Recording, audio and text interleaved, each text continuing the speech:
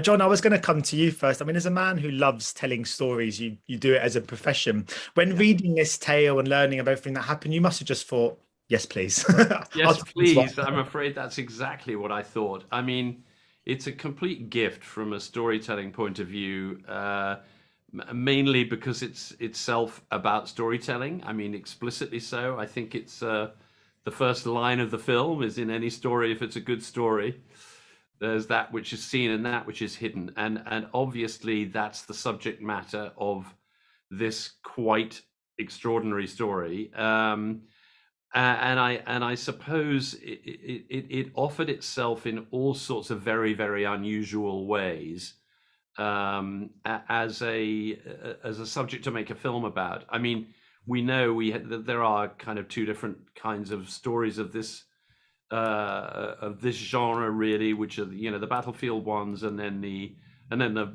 corridors of power one, I suppose. And this, in a glorious way, is sort of stranded between those two, bracketed by the battlefield at the beginning and the end, because that's actually the stakes we're talking about. Mm. But exploring this strange, unlikely, unexamined world that's going on in between, which is not widely known about. I Mm. also like the fact that it was exploring a London in 1943, not a time in the war that we ever see represented, where people have become habituated to it, sort of eking out their own entertainment in different ways.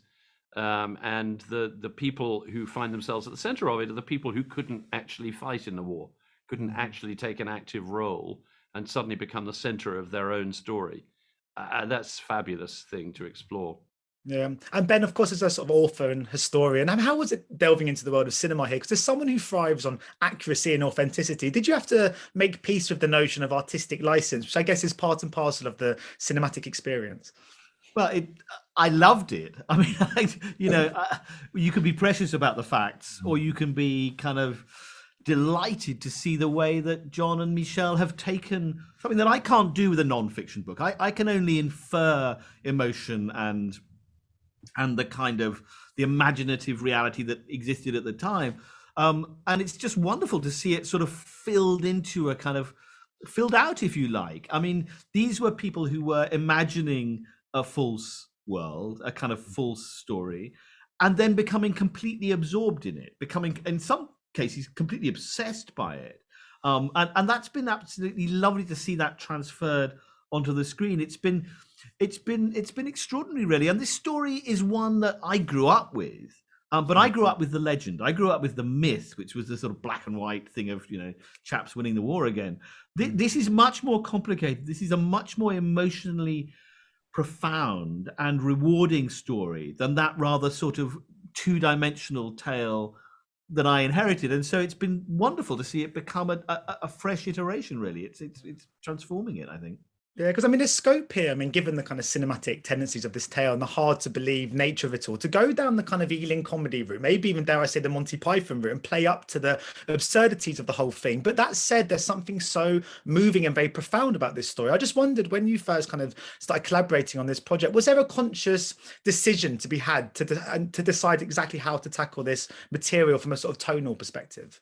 Well, look, the tone is everything, and I have certainly been confronted with this challenge before, and I probably get drawn towards it. I like tones that shift very quickly into their opposites.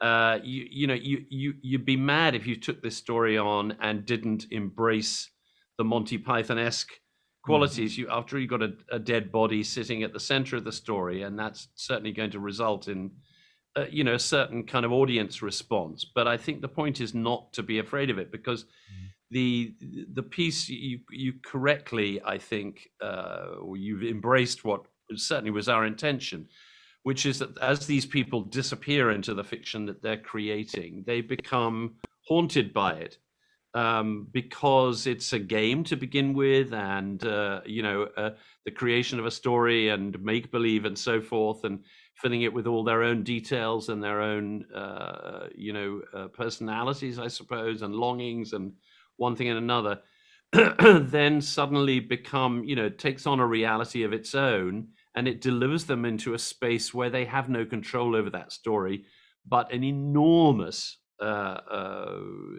risk sits on top of it. And to me, this is really what the destination of the film was. There's a line that Ewan Montague says at one point where they hope that somehow this has landed into the hands of somebody who will persuade Hitler that it's true. And Ewan Montague responds, that's either true or it's a fiction we want to be true. And that little, walnut there right at the center of the thing was what I felt was really, really unusual territory.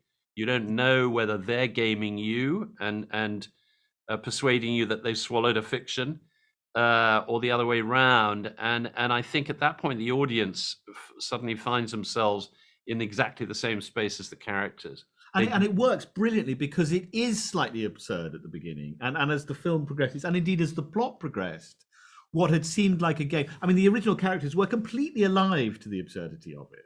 And it was great fun. They were having a lot of fun at the beginning.